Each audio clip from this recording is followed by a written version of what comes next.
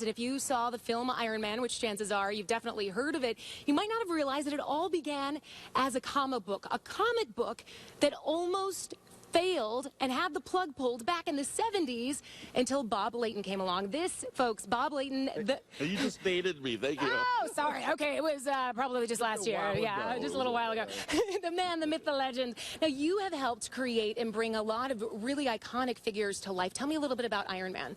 Well, as a kid, I mean, Stan Lee created the original Iron Man, but it was never a successful comic at Marvel. It almost was canceled. Yeah, well, that's how I got on it. That's how they tried out new talent on books that were going to be canceled. This is back when they did newsstand sales, and you know, it was like in grocery stores and drugstores and stuff like that. So they signed a 12-month contract.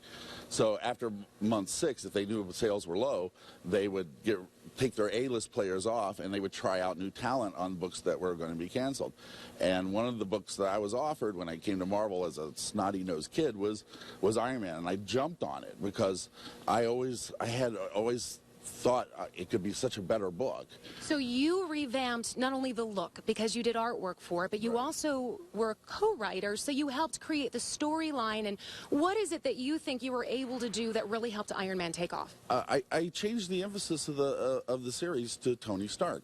To me, Tony was an attainable goal that if you're going to have a fantasy as a kid, being the smartest, best-looking, richest guy in the room, it seemed a lot more attainable than being a guy who wears an iron suit and flies around with the Avengers, right? And so I changed the whole emphasis, created the corporate world that he lives in.